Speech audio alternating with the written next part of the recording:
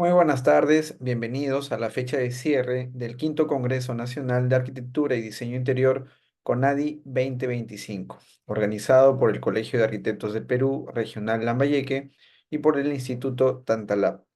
Hoy tenemos las últimas actividades del evento y agradecemos a cada uno de ustedes por acompañarnos a lo largo de esta semana de congreso. Hemos tenido masterclass de cursos de visualización arquitectónica y gestión BIM, charlas técnicas de empresas del rubro construcción y decoración y ponencias de importantes oficinas y arquitectos a nivel nacional e internacional.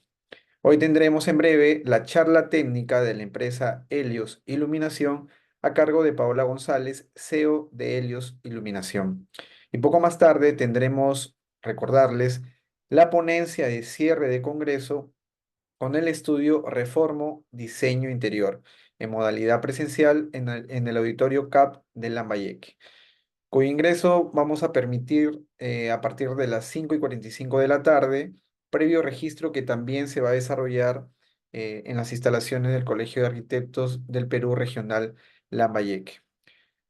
Recordarles también que al final de la presente charla, para quienes se encuentren conectados en sala, habrá un sorteo de becas y medias becas en los cursos por aperturarse del Instituto Tantalab. Llegado el momento, mostraremos los cursos que están a disposición. Muy bien, de esta manera damos inicio a la primera ponencia de hoy a cargo de Paola González, CEOs de Helio Iluminación, con el título Importancia del diseño lumínico en la arquitectura. Antes, una breve reseña.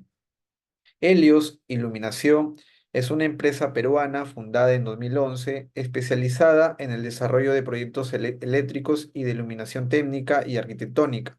Destaca por su enfoque innovador, el uso de tecnología de vanguardia y su compromiso con la eficiencia energética. Colabora estrechamente con arquitectos, diseñadores y constructores para ofrecer soluciones funcionales y estéticas en proyectos residenciales, comerciales e institucionales a nivel nacional. Su constante participación en ferias y concursos de diseño refuerza su posicionamiento como un referente en el sector en el Perú. Muy bien, de esta manera damos la bienvenida a Helios Iluminación. Buenas tardes. Buenas tardes con todos, muchas gracias por la presentación. Y bueno, venimos hoy a compartir un poco de lo que nosotros conocemos y de lo que somos especialistas, que es en el tema de iluminación. Si me das, por favor, acceso a compartir pantalla. Sí, ya está la tesis. Perfecto. Entonces, hemos elaborado una presentación por aquí para compartir un poco la pantalla. Y efectivamente, un poquito para compartir con ustedes sobre la importancia y la luz como herramienta de diseño, porque realmente es un elemento muy importante para cualquier arquitecto, arquitecto de interiores, diseñador de interiores, etcétera, porque esto, como luz, lo que va a hacer es hacer que los colores se vean de manera exacta, que el diseño tenga un buen complemento, que se pueda jugar luz con sombras, utilizar la luz natural, que las texturas se vean, realmente se reflejen como deben ser. Y esto es lo que aporta la luz. Sobre nosotros un poquito, nuestra misión es integrar personas, ideas, tecnología en busca de proporcionar una luz o iluminación a medida. ¿Qué quiero decir con esto? Cada espacio es particular. Ningún espacio es igual a otro, aun cuando tratemos de que sean, por ejemplo, dos espacios de interiores, dos salas, dos oficinas, dos industrias, dos almacenes. No es igual. Las alturas difieren, los metrajes difieren, el ingreso de luz natural difiere. Entonces, por eso es que nosotros hacemos mucho hincapié en que nosotros lo que hacemos es una iluminación a medida, particular. Estudiamos el entorno, estudiamos incluso desde dónde viene la luz natural, cuántos ventanales hay, si no lo hay también, ¿no? Y con esto podemos hacer un buen diseño acorde a lo que se va a hacer en ese espacio. ¿Por qué es importante la luz en la arquitectura? Primero, porque hay un tema de percepción espacial. La luz puede modificar nuestra percepción de las dimensiones, las texturas, los colores. A veces cuando nosotros tenemos espacios con demasiada altura, jugamos con la luz para que éste no se vea de esa manera. eh, o cuando tiene muy poca altura, por ejemplo, y no es conveniente, entonces jugamos con la luz para que pueda hacer ese espacio un poco más amplio a la percepción. No es que se vaya a hacer más amplio, sino que nuestra percepción del espacio va a ser así y podemos transformar o reducir completamente su apariencia. Hay un tema de bienestar psicológico también. Y de esto se ha escrito mucho, hay muchos estudios en Europa, incluso hay muchos tratados donde ya el tema psicológico en el espacio y cómo influye la luz en él es bastante estudiado, ¿no? Entonces, estos estudios lo que dicen es que realmente la luz impacta directamente en nuestro estado de ánimo y eso es vital.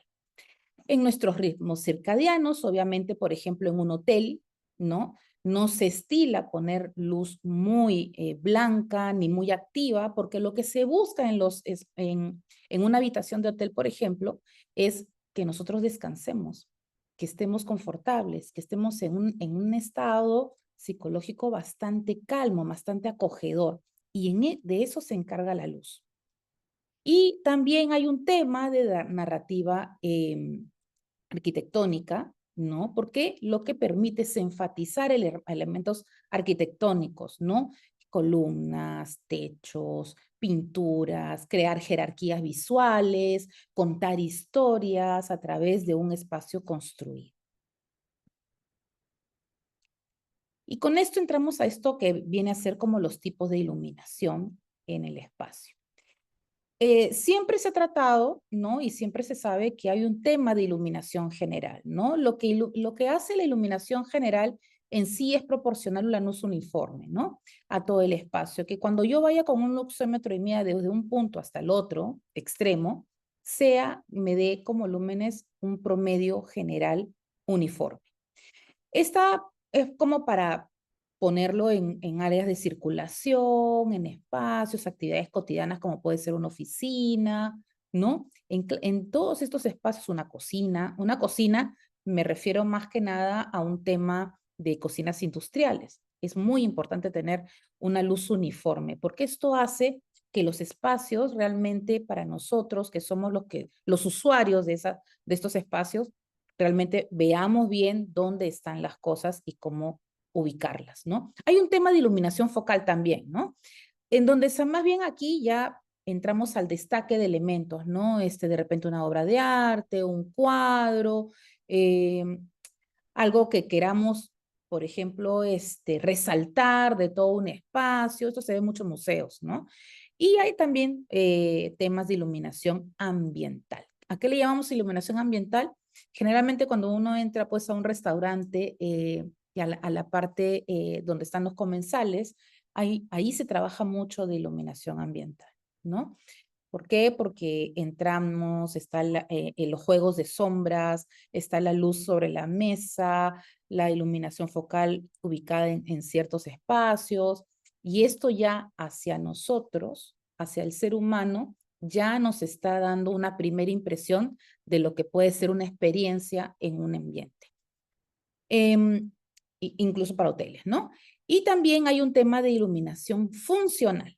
Y esta sí va dirigida a tareas específicas, como por ejemplo la lectura, como por ejemplo una mesa de trabajo, por ejemplo en un taller donde están las máquinas de corte, etc., etc. Entonces, aquí lo que vamos a enfatizar en cuanto a iluminación funcional es una eficiencia de manera visual. ¿Cuáles son algunos errores comunes que solemos o a veces los clientes suelen hacer cuando diseña sin considerar la luz? Por ejemplo, el tema de deslumbramiento incómodo. Es posible que muchos de ustedes, se acabo de estar hace poquito, es más, anoche en un estacionamiento, donde lo único que buscaba el usuario era un tema de aumentar los niveles de iluminación porque consideraba que el estacionamiento estaba muy oscuro, lo cual es malo, ¿no?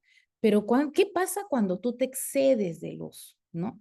O cuando hay demasiado deslumbramiento. En este espacio en particular que les estoy contando, ¿no? Lo que hacía era interferir con la visión del que está manejando, o sea, del conductor. Y esto también es malo. O sea, lo que puede hacer en estos casos, ¿no? Es que pueda hacer, pueda eh, presentarse un accidente, lo cual también puede presentarse cuando la iluminación es muy baja. Entonces, no es cuestión de poner luz por poner, sino estudiar el espacio para que ese deslumbramiento no llegue a afectar realmente a las personas que están pasando por ese espacio. Unas sombras inadecuadas también es otro error, ¿no? Cuando no se ha diseñado o cuando las sombras no son lo que nosotros hemos planeado en iluminación. A veces hay sombras muy duras que distorsionan rostros. En una tienda de ropa, en la parte del probador, cuando la luz está sobre la persona que se está probando la ropa, es muy, muy usual que lo que haga es que se proyecte sobre el rostro sombras que no queremos, que la persona se vean mucho más mayores de lo que realmente son, o que de repente más bien ante tanta sombra el espacio se vea como un hueco, y eso es lo que vamos a ver dentro de un ratito, ¿no? A veces hay unos efectos de caverna que no son adecuados. Hay también un error cuando hay una uniformidad excesiva. Por ejemplo, cuando la luz es demasiado plana en espacios donde no deben serlo. Entonces se ve como que todo es plano, todo es igual, no hay jerarquías, eh, no hay que uno ponga un foco visual sobre alguna de las partes de que hay. Eso va a depender mucho del espacio que vamos a iluminar. Pero cuando estos espacios planos no son para los espacios, por ejemplo, de hoteles, que hace un rato acabo de mencionar, ¿no? No es, no es adecuado para el espacio, ¿no? Y otro es la temperatura de color inadecuada. Cuando nosotros queremos un espacio de ocio y le ponemos una temperatura de color donde los CAS estén por los 6000 o los 6500, que es una luz muy fría, el espacio dejó de ser de ocio y se convirtió en algún espacio de trabajo. O al contrario, ¿no? Si es un espacio donde se pretende maniobrar o trabajar, colocar luz cálida es lo peor que podemos hacer, porque lo que va a hacer es que la gente comience a dormirse, comience a ver borroso, o sea, no va a ser la luz adecuada para esa actividad. Por eso es muy importante saber qué actividad vamos a hacer en un espacio. Y además, eh, siendo esto algunos errores que suelen presentarse cuando uno va a iluminar, hay un tema de luz natural versus luz artificial. ¿Cuál es mejor? ¿Cuál es peor? Bueno, va a ser muy, va a tener que ver mucho con el espacio en sí que vamos a habitar, ¿no? La luz natural es muy buena, yo es más, lo recomiendo. Si ustedes tienen ventanales, no los tapen, si tienen ventanas, puertas, mamparas, donde puede entrar luz natural, es, eh, digamos, psicológicamente muy bueno que el ser humano esté, digamos, en un ambiente donde haya luz natural. De verdad que sí. Entonces, ¿pero qué hacemos cuando no hay o cuando ya se va, ¿no? Tenemos que integrar la luz artificial, ¿no? Y esa combinación hace que esta integración se vuelva perfecta. ¿Por qué? Porque ya tenemos sensores de luz natural que lo que hace es medir cuando la luz está bajando. Cuando en un espacio, no, por ejemplo, estamos necesitando algo de 500 lúmenes de iluminación, ¿no? 500 hablo, y la luz natural me lo da, la lámpara no se va a encender en ninguna de sus partes, ¿ok? Pero cuando esta luz natural se va yendo y ya no llega a los 500, de repente llega por ahí a los 300, pues el complemento perfecto sería la luz artificial, que nos dé solamente los 200 que nos falta para llegar al confort visual que necesitamos. Y así va siendo. O sea, mientras se va yendo la luz natural, va entrando la luz artificial. Y eso es una integración perfecta. Entonces, ¿qué hace la luz natural? Una dinámica, o sea, es dinámica, sí, pero cambiante a lo largo del día. Hay una óptima reproducción cromática.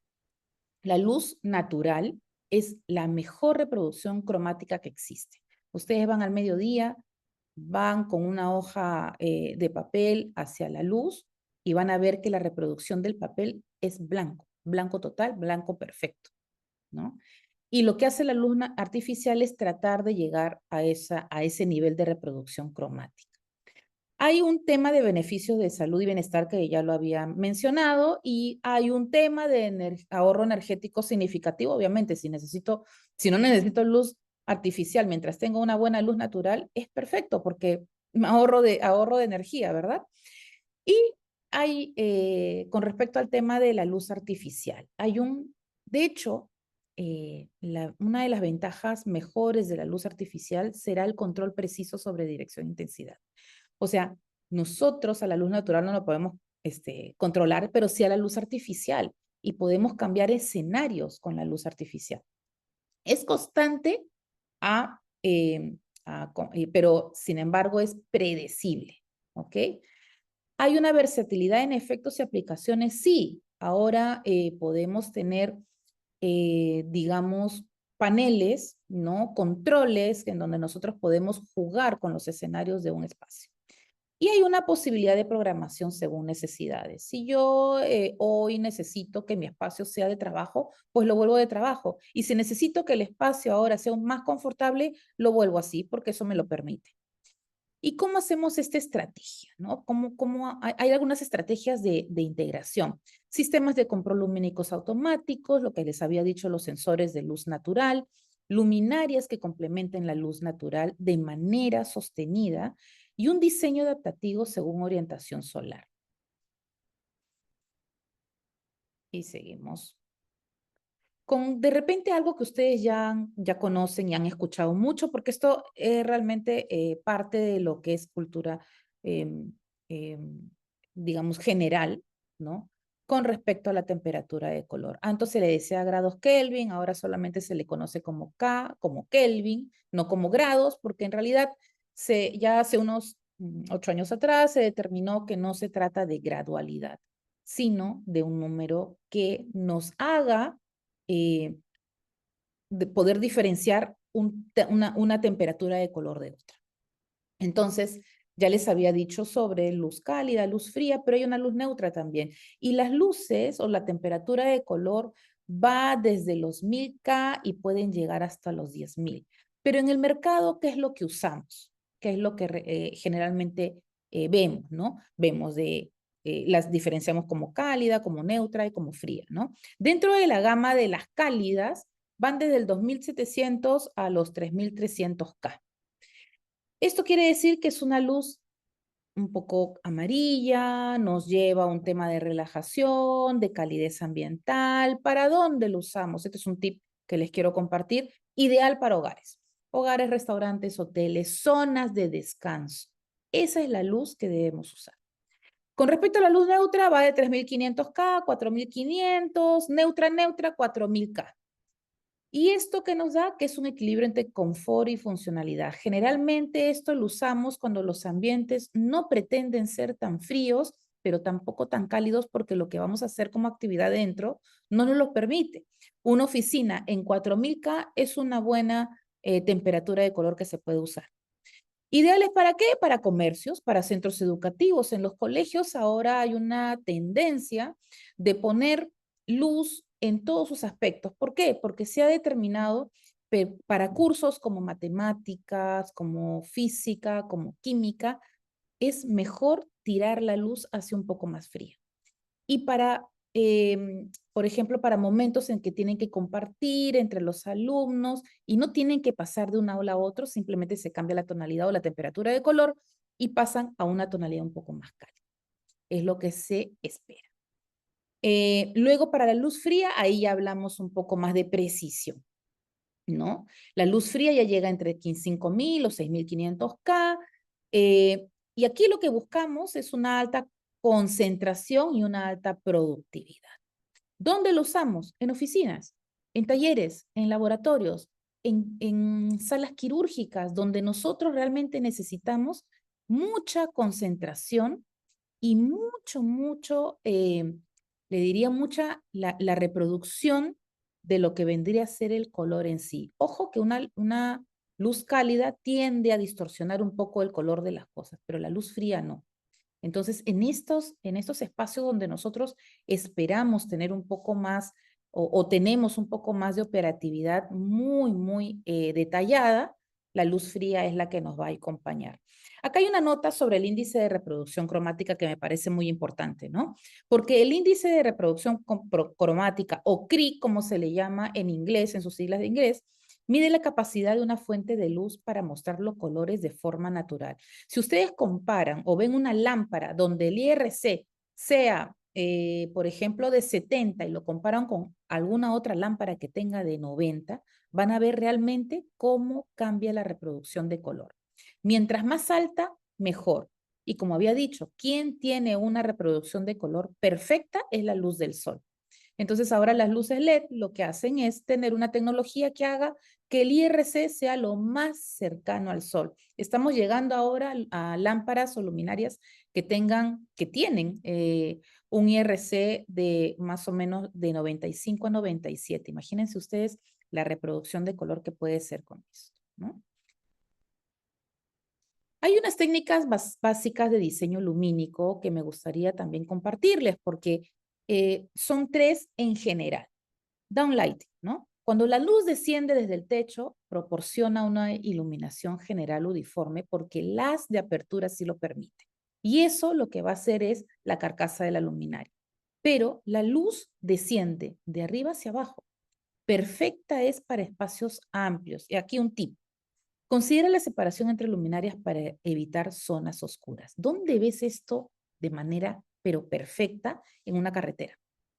En una carretera lo que se busca es que la pista esté bañada en luz, porque eso hace que aquellas sombras que no deberían estar no hagan ni siquiera que el conductor pueda pestañear, porque eso lo que nos permite es que veas toda la carretera de manera uniforme. ¿Por qué tienes que medir el haz de apertura? Para que eso te permita poner la interdistancia entre una luminaria y la otra. Hay un tema de uplighting, que esto ya más bien hace que la luz se vea de manera ascendente, o sea, que rebote hacia el techo y las paredes. Y lo que vamos a hacer con esto es que, por ejemplo, ya la luz no sea deslumbrante, ¿no? Porque está rebotando. Acá hay otro tip, por ejemplo, es que es perfecto para resaltar texturas en techo, ¿no? En paredes, generar sensaciones de altura. Esto es lo que te va a dar un uplight. Y un wall washing, ¿no? Que es una iluminación uniforme de muros completos, donde ustedes habrán visto, pues, estos reflectores o paneles que se ponen en la parte de la base de las columnas y rebota luz hacia arriba, con un poco más concentrado para que pueda bañar toda la pared. Entonces, ¿qué hace esto? ¿Qué efectos, no? Ampliar visualmente el espacio y suaviza los ambientes. ¿Y dónde podemos usar estos wall washing, no? Ubicarlas, por ejemplo, a 1/3 de distancia entre el suelo y el techo para tener una máxima uniformidad. Ahora, hay sobre estas tres, hay combinaciones interesantes, ¿no? Porque hay estas luminarias que son up-down, que bota luz hacia arriba y hacia abajo. La concentración de luz que vamos a utilizar o arriba o hacia abajo va a depender de lo que nosotros queremos como iluminadores conseguir. Por ejemplo, puede ser que 10% de la luz bote hacia arriba y un 90% hacia abajo, o que sea 50-50, va a depender. ¿Okay? Hay algunas tendencias actuales en iluminación arquitectónica y esto, de hecho, es algo que les va a servir mucho. Hay un tema de iluminación biodinámica. Hay sistemas ya que simulan los cambios de luz natural a lo largo del día. Esto es maravilloso porque lo que hace es que nuestro reloj circadiano trabaje de manera natural, no que esté forzado. Por ejemplo, les doy un caso de un estudio que ha habido el año pasado en una planta en Japón. Lo que hacían era poner la luz realmente de una sola, digamos que no tenga cambios, ¿no? Que sea eh, altamente digamos, fría, porque se trataba de una planta, ¿no? Fría, y lo que hizo es que cuando tú estás dentro de la planta tenías la sensación de que estabas de día, pero cuando salías era de noche y había un choque circadiano ahí, ¿no? ¿Qué pasaba con estas personas que trabajaban en la planta y que se hizo el estudio, por lo cual se hizo el estudio? Las personas comenzaron a tener muy mal humor. O sea, el choque del tema circadiano dentro de la planta contra lo que se vivía afuera, porque ya era como que la noche era muy corta, o sea, ya no podían seguir su vida normal, ¿no? Y esto también hace que tu bienestar y productividad se vayan, digamos, disminuyendo. Hay un tema también de integración IoT y control por voz. Esto ya lo vemos en todas las luminarias que nosotros tenemos, ¿no? Nosotros tenemos lámparas, perdón, que internamente ya tienen un chip que hace que se comuniquen unos con otros. Y esto hace que todo este sistema de iluminación se pueda conectar, por ejemplo, que es muy común a un control remoto, que se pueda conectar a un app de tu celular, pero también que tengas un control que pueda identificar tu voz. Hay un tema de minimalismo lumínico. Miren, las luminarias deberían ser casi invisibles y eso siempre ha sido así. O sea, cuando ya tú te fijas demasiado en el aparato, hay una falla de repente en temas de iluminación, ¿no? Lo que ahora la tendencia en realidad es que todo se integre a la arquitectura y nos sirve de mucho, por ejemplo, las cintas LED, los perfiles, que cada vez se integran mucho mejor en la parte de la arquitectura y hace que la iluminación no se note, pero sí se sienta y se perciba. O sea, lo que estamos buscando con esto es que haya una experiencia. Y hay un tema también de Human Centric Lighting, que es un diseño centrado en las necesidades biológicas de la persona. Ahora, con esto es lo que habíamos estado conversando en toda esta ponencia que les estoy dando, ¿no? Lo que se busca siempre es que haya un bienestar humano, ¿no? Con esto, con esta iluminación, vamos a tener una mejora salud, una mejora en la salud y un mejor en el rendimiento. Les comparto este estudio. Hay otro estudio en donde se ha demostrado que en las salas de los hospitales, sobre todo en los cuartos, se hizo, por ejemplo, en un ala de mejora donde los pacientes estaban en, en estado de recuperación, se logró, ¿no? Con esta iluminación, se logró que la recuperación sea más rápida en comparación a otra sala donde no se había intervenido. Entonces es muy importante saber que nosotros estamos iluminando igual para las personas, ¿no?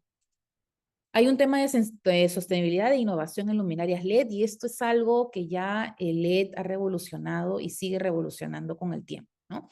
Tenemos un 80% de ahorro energético comparado a las luminarias convencionales, que esperemos ya sean menos con el tiempo. Tengamos en cuenta también que la iluminación LED es una tecnología que va avanzando a mucha velocidad, ¿no?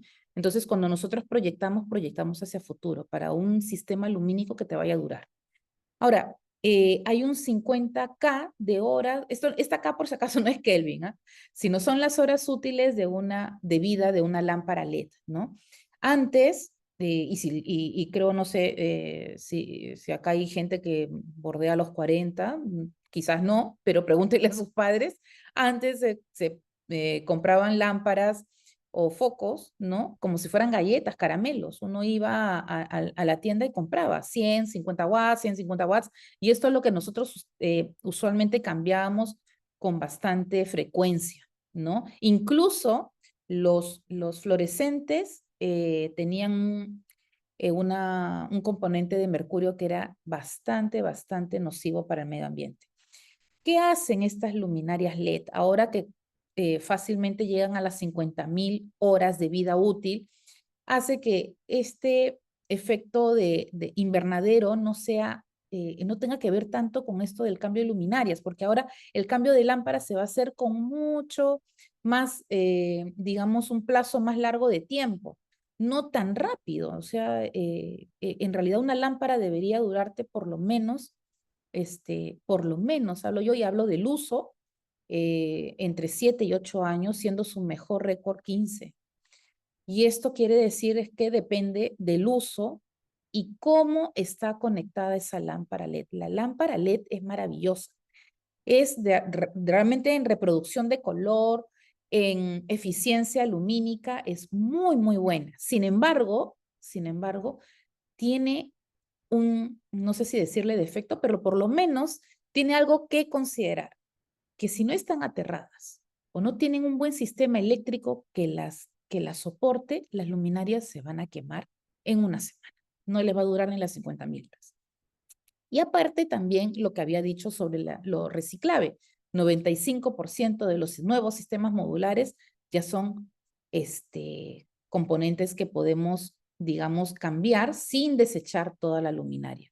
Nosotros podemos transformar una luminaria de pie o de mesa o una lámpara que de techo en algo un poco más, digamos, inteligente, solamente con cambiar la lámpara, porque todo el sistema ya solamente se concentra en eso. ¿Qué recomendaciones prácticas para futuros proyectos pueden tener ustedes? Bueno, primero hacer un análisis preliminar. Hay que estudiar el uso del espacio. ¿Cómo lo vamos a usar? ¿Qué vamos a hacer? Aparte de todo el diseño modular, pero ¿qué es lo que vamos a hacer? ¿Para quién está diseñado?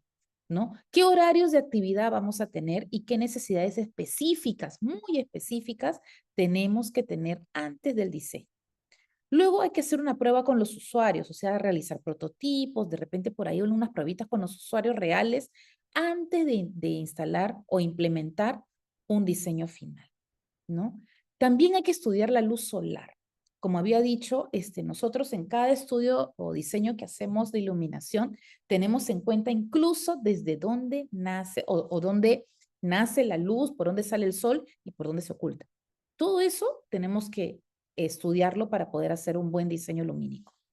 Y también hay un tema de diseño por capas, que seguro que han escuchado.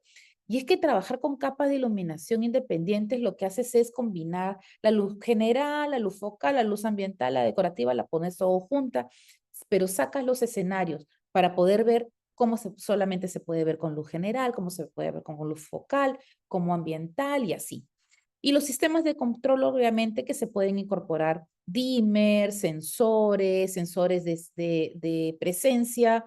Eh, por ejemplo, les puedo dar el dato de que ahora en los pasillos de los edificios, de los hoteles, antes se usaban sensores de presencia. Pero ¿qué pasaba? Cuando tú llegabas digamos, al pasadizo en inicio, ¿no? Veías hacia el fondo donde no llegaba digamos, el haz del sensor, donde te pueda realmente, ese sensor pueda captar que hay una persona. Entonces, tú ibas y se iba prendiendo, ¿no? Pac, pac, pac, se iba prendiendo las luminarias, ¿no? Iban, digamos, iluminando todo el pasillo. Pero, ¿qué pasaba si tú te quedas en el medio? Que fue un estudio.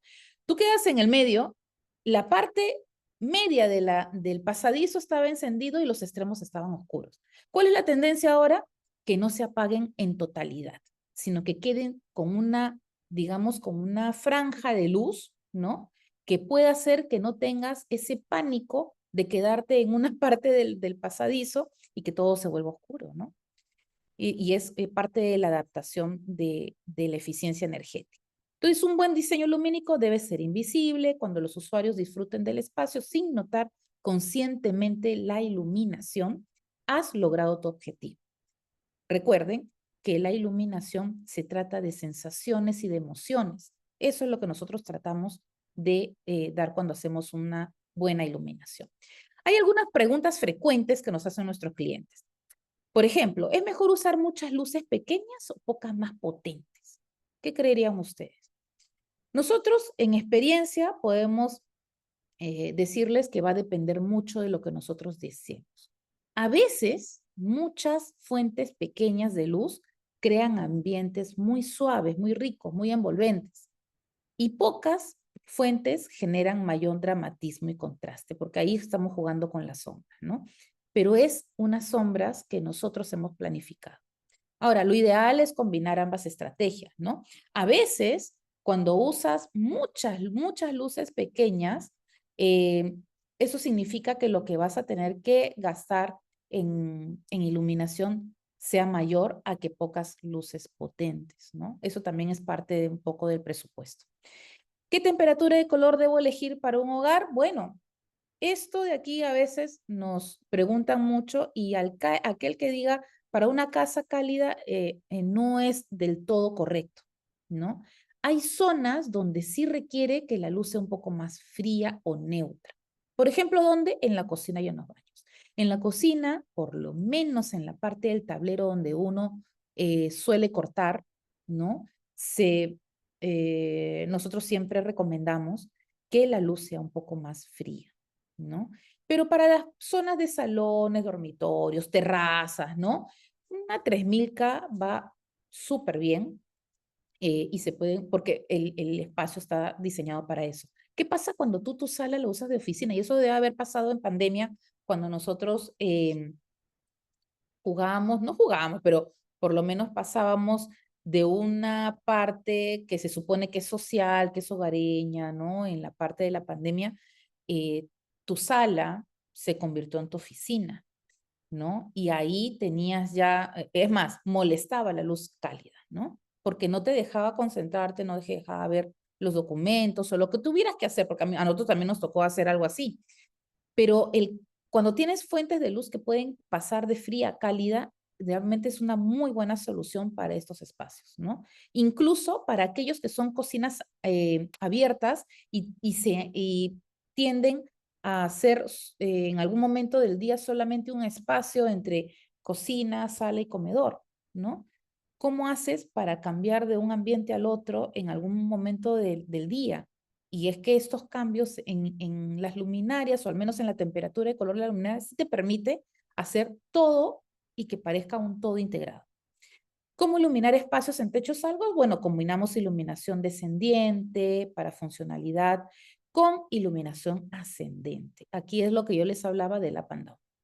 Y se sugiere que estén a media altura, dependiendo del tamaño de la luminaria, ¿no? Pero se sugiere que estén a media altura para evitar esta sensación de túnel. Las luminarias suspendidas a diferentes alturas, no sé si habrán visto aquellas que son como una espiral, ¿no?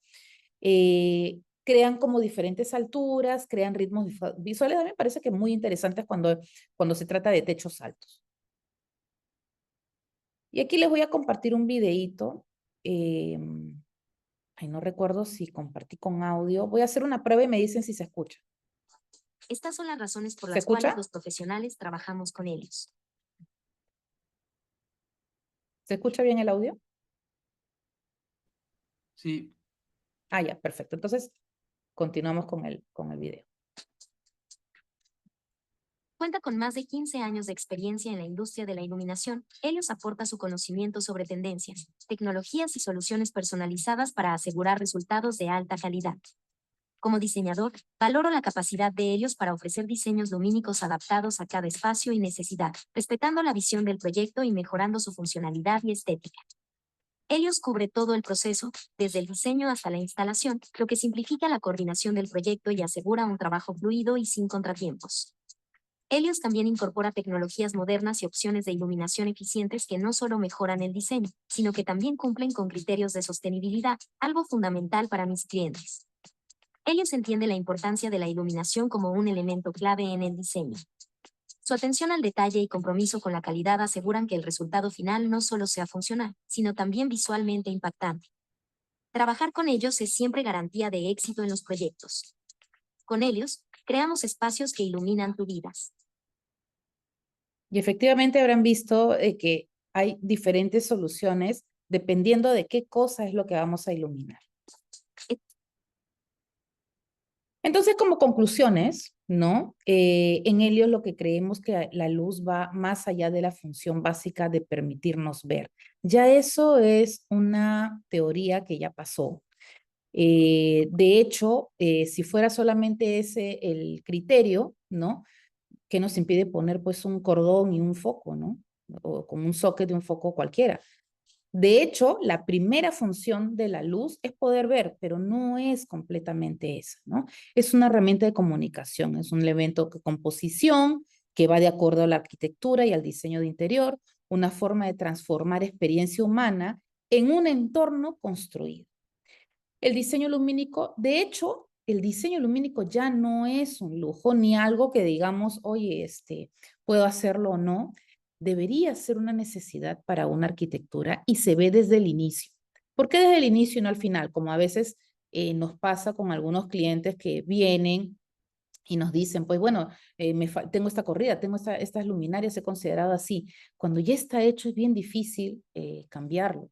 En cambio, en fase de diseño, sí podemos hacer un estudio, sugerir cómo, y sobre eso ustedes pueden construir y dejar los puntos de luz que se necesitan para poner las luminarias. Ya después picar, volver a entubar, pasar el cable y todo lo demás, en realidad es una historia de terror a veces, ¿no?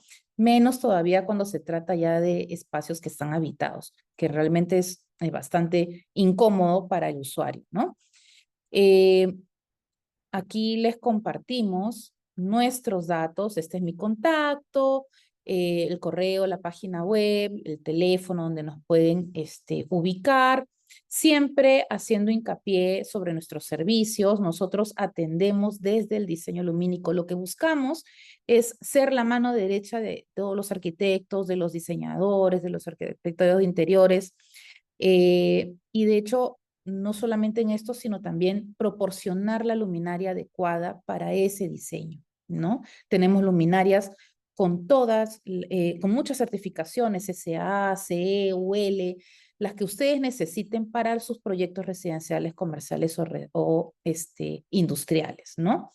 Nos pueden ubicar, estamos ubicados en Lima, en Santiago de Surco, y también nos pueden ubicar a nuestras redes, nos pueden seguir como Helios Perú, ¿no? Estamos en Twitter, Facebook, Instagram, también LinkedIn, ¿no? TikTok también tenemos por ahí algunos videos, pero siempre educativos, porque lo que nos interesa es que los compradores se vuelvan cada vez más expertos en pedir luminarias que sean realmente de calidad.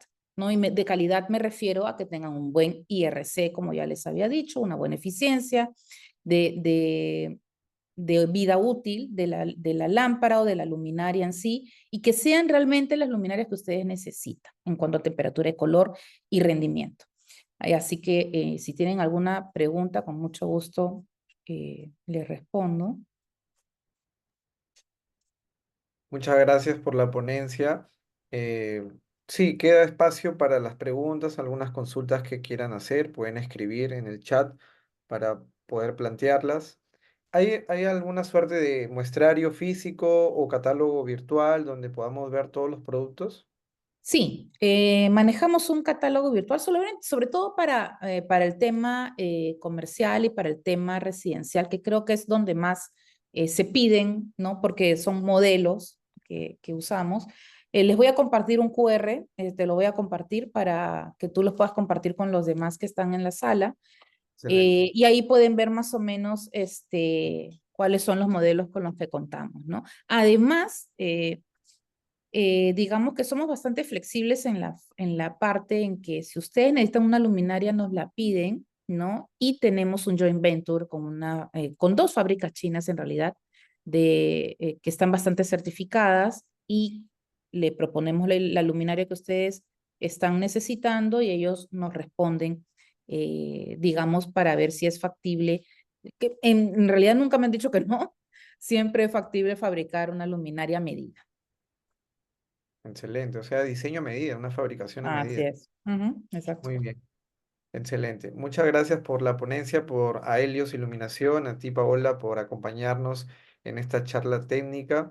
Ya de cierre de jornada de congreso, solo nos queda una actividad que es la ponencia magistral de cierre en las instalaciones del Colegio de Arquitectos del Perú Regional Lambayeque. Muy bien, de esta manera concluimos la charla técnica y agradecemos a Helios por acompañarnos. Muchas gracias. Se me pasó decirles algo también que Bueno, con mucho orgullo lo digo porque nosotros intervenimos en la iluminación del puerto de Salaverry. Entonces, sí estamos nosotros bastante, digamos, comprometidos, ¿no? Con hacer y atender también a Lima y a provincias, que es lo que nosotros hacemos en general. Muchas gracias. Excelente. Paola, antes de ya concluir, hay una consulta, un poco tardía, pero hay una consulta de Erika. Dice, buenas tardes. En una construcción ya realizada que desea remodelación e implementación de domótica, ¿hay luminarias que sean fáciles de adaptar? Sí, totalmente. Totalmente, o sea, qué buena pregunta, porque a veces tenemos miedo de usar domótica en ciertas luminarias y yo lo comprendo porque a veces no funciona. O sea, tienen que ser compatibles, pero en nuestro caso las luminarias siempre son compatibles con tienes que tener una buena lámpara para que esa domótica pueda funcionar. Si no tienes una buena lámpara, no va a responder. Esa es la verdad, ¿no? Entonces, es muy fácil colocar una domótica para que la iluminación se pueda graduar y no tengas que intervenir tanto, ¿no? Pero sí, sí contamos con luminarias, digamos, que se puedan adaptar a la domótica que existente, ¿no? Y si no existe, ¿no? La puedas implementar. Excelente. Muchas gracias nuevamente. Gracias. Bien, concluimos la charla técnica y bueno, de esta manera voy a detener la grabación.